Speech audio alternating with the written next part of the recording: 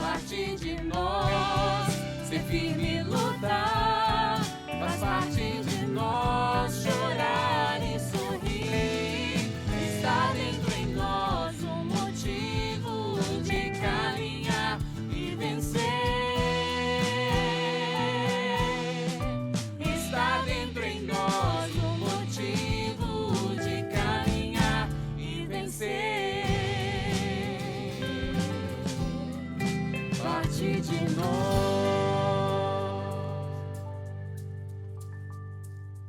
Comunicar é partilhar algo, ou seja, passar uma mensagem adiante e tornar algo comum com quem recebe essa informação.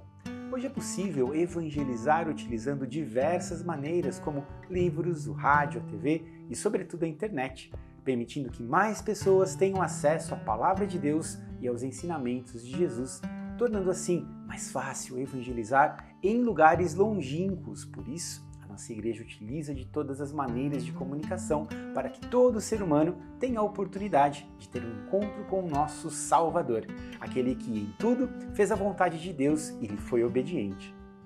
E no programa de hoje vamos conhecer um pouquinho do trabalho do comunicador Silvonei José Protz, diretor da Rádio Vaticano, que usa seus talentos para evangelizar e recentemente escreveu o livro Bento XVI, Simplesmente um Peregrino.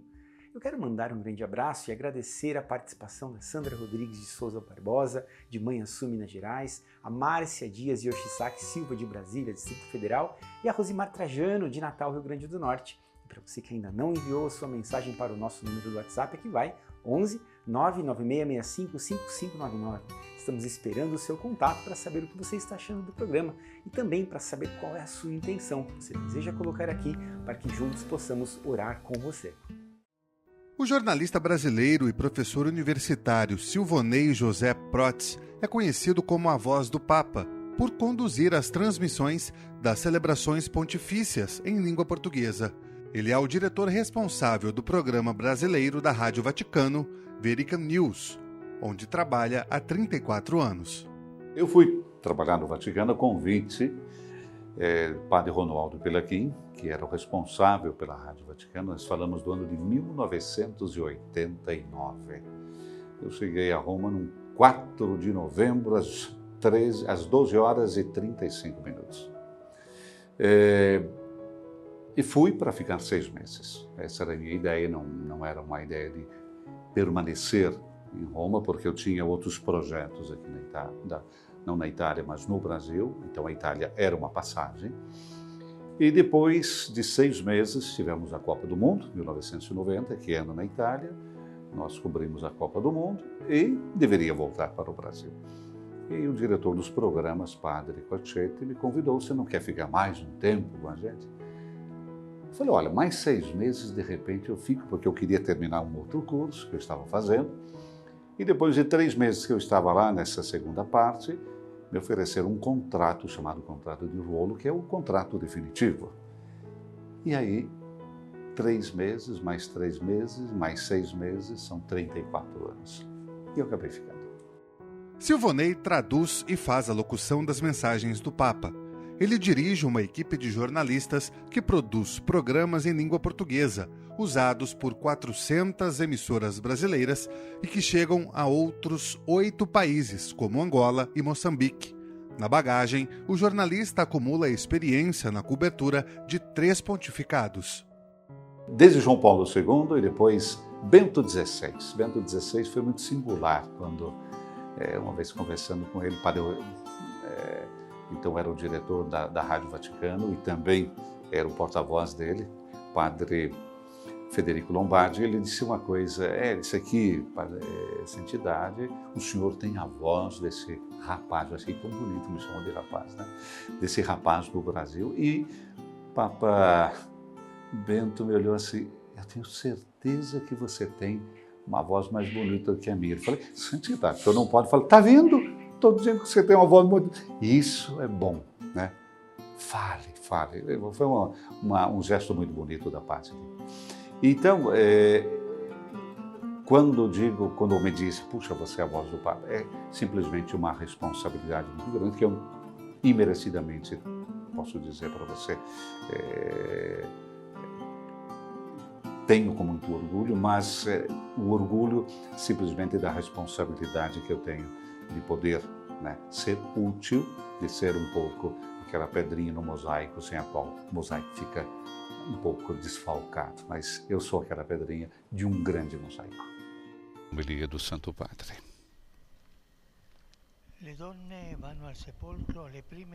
As mulheres vão ao túmulo às primeiras luzes do alvorecer, mas dentro delas conservam a escuridão da noite.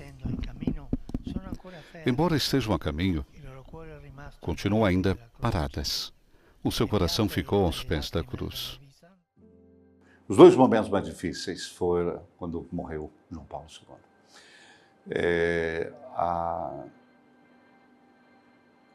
A missa das Exéquias.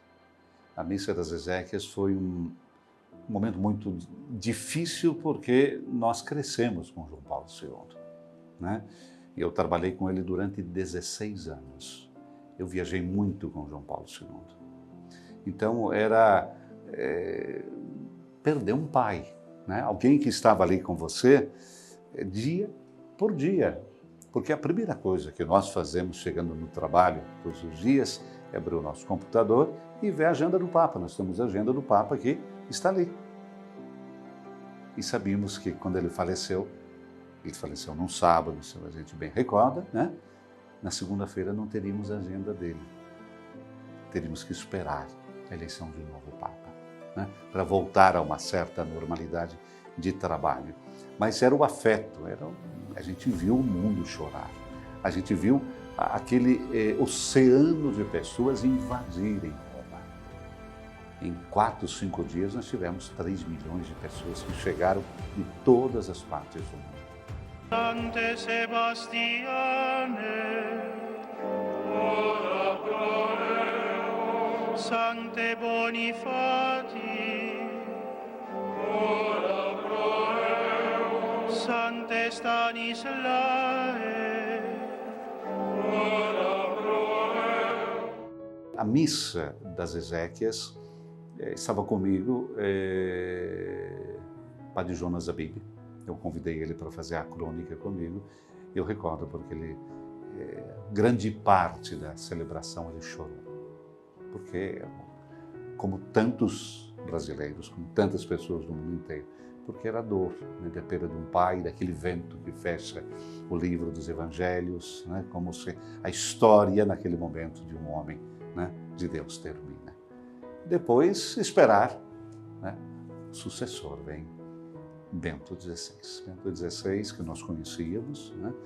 Mas não era mais Joseph Ratzinger, mas era Bento XVI, que veio com toda a sua simplicidade, humildade, timidez, né? E ali tem uma nova história para ser contada.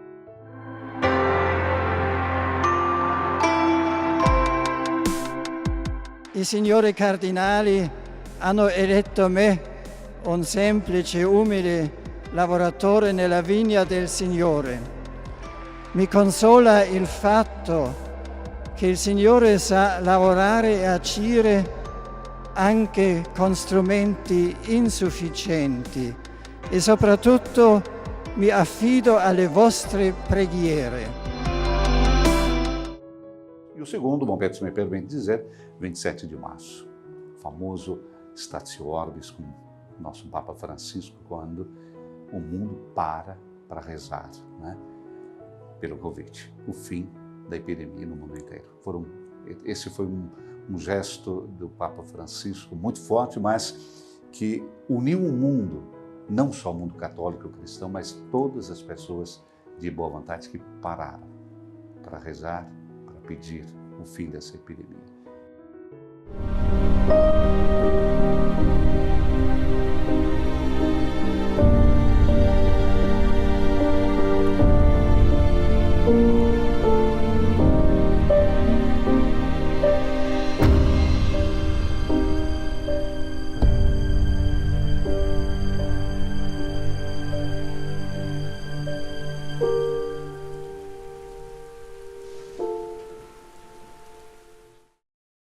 São Paulo dizia: é de mim se eu não comunicar.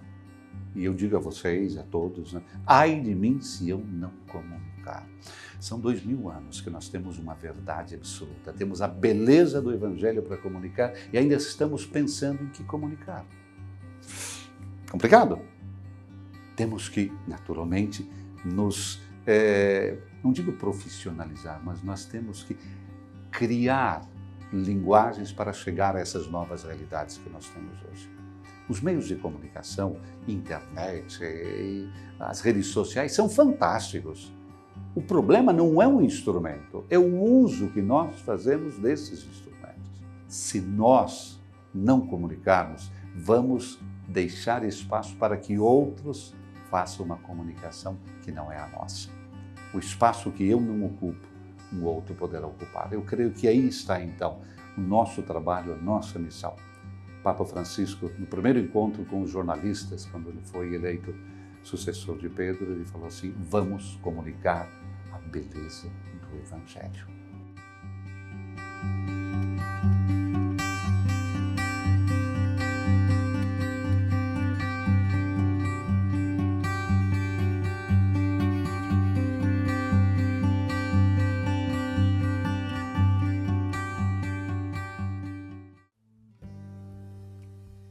Que estamos na era digital, ninguém pode contestar. Então, por que não aproveitar esse momento em que todos usam a internet para falar das coisas da igreja e para evangelizar? É justamente isso que faz o podcast Santo Flow, apresentado por Guto Azevedo, que explora de maneira saudável, claro, conteúdos cristãos e traz para nós assuntos diversos colocados de maneira extrovertida e criativa. Criado pelo missionário e apresentador Guto Azevedo, o Santo Flow Podcast é o podcast católico mais acessado no mundo. São mais de 100 episódios conhecendo testemunhos de missionários, cantores católicos, padres, freiras, bispos, jovens que se unem no mesmo propósito de evangelização, com diferentes carismas. Desde jovem eu sempre trabalhei com comunicação, né? Desde os 15 anos de idade. Meu primeiro programa de rádio foi com essa idade e passei muitos anos no rádio, não é? E eu lembro que era um programa normal de rádio FM, que tocava música, que tinha entrevista, que falava do Evangelho. E eu chegava até as pessoas e elas diziam: olha, eu gosto muito como você entrevista as pessoas, né? Eu me sinto à vontade, é como se eu estivesse lá. E isso foi, mas como que uma rádio FM, que o forte é música, as pessoas comentam da entrevista, não é? Isso ficou muito na minha mente. Então passou o tempo e tudo, a gente começou todo um trabalho de entrevistar algumas pessoas, na época com o Dom Henrique, depois trabalhamos muito próximo do Padre Gabriel Vilaverde e tantas outras pessoas, e veio essa novidade, não é?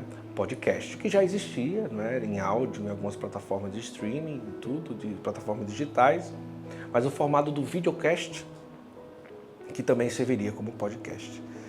E quando eu olhei a forma de trabalhar, eu sempre consumi muito entrevista, eu sempre assisti muito entrevista, né? Então eu disse: olha, parece comigo, parece do jeito que eu gosto de conversar com as pessoas. Então ali eu disse: olha, existe uma possibilidade de ter um podcast católico.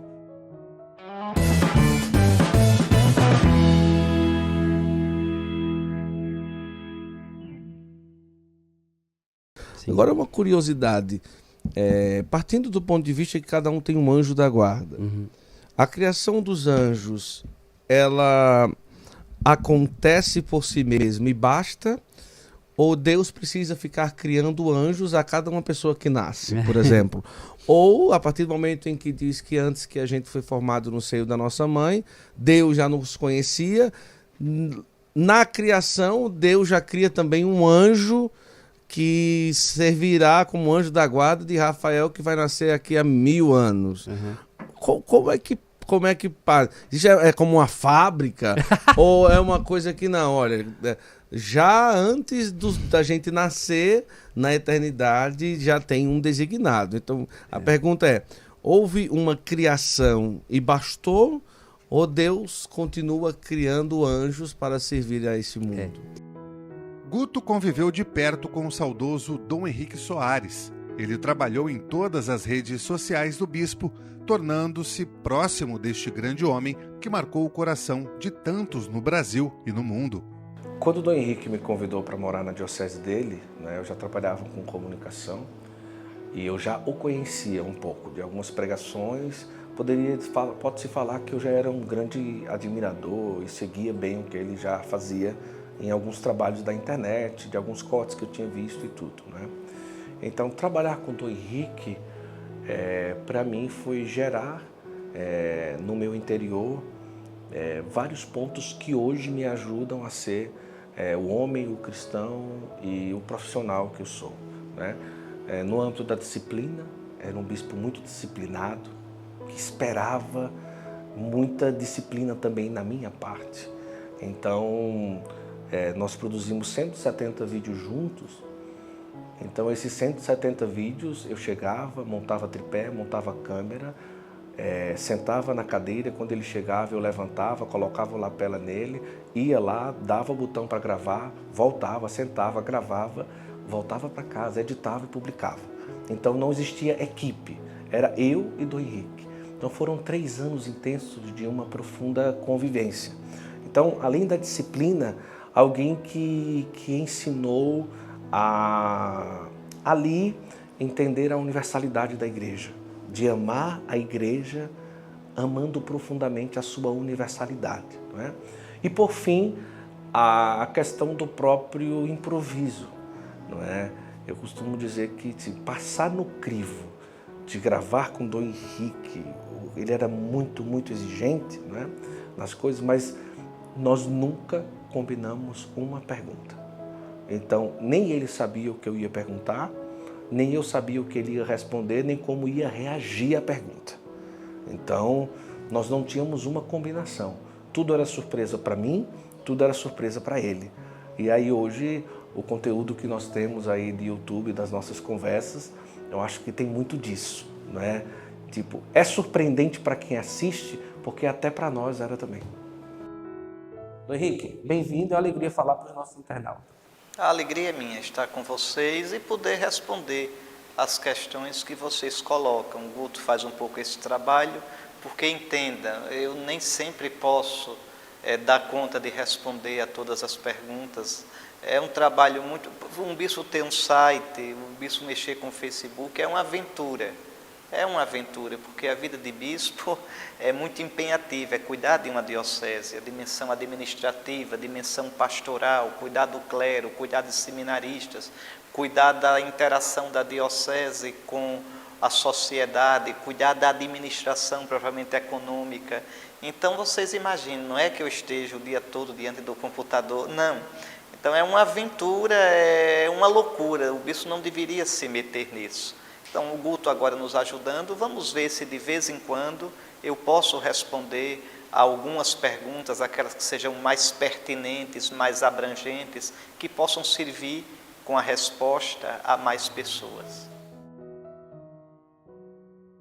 É verdade que no avanço da tecnologia o mundo está mudando rápido. Novas práticas e hábitos estão sendo promovidos, incluindo nas relações humanas. Por isso é importante que a Igreja acompanhe essas mudanças, pois elas influenciam diretamente a missão de alcançar o coração das pessoas. A palavra de Deus não muda, mas a mensagem sempre encontra novos caminhos. Eu acredito que existe um pouco uma falta de valorização e a comunicação ela fica um pouco de lado. Eu faço da forma que dá para fazer e quando der para fazer. Mas é ao contrário.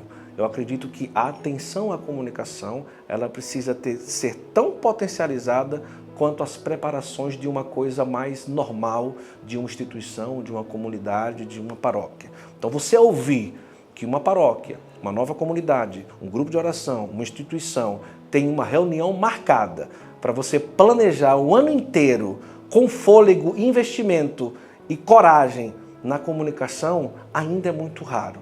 Então, precisa disso, entender que é o alicerce da casa hoje, no mundo em que vivemos, por conta da força da tela, do celular, do computador e da televisão.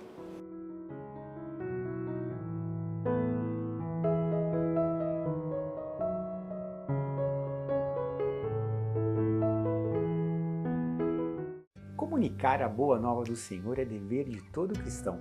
Por isso devemos buscar através dos meios de comunicação conteúdos que evangelizam, para assim também sermos evangelizadores e propagadores das boas obras de Jesus Cristo. Você ainda não é inscrito em nosso canal? Faça isso agora mesmo e ative as notificações. Compartilhe esse vídeo com seus grupos de WhatsApp. Deus te abençoe.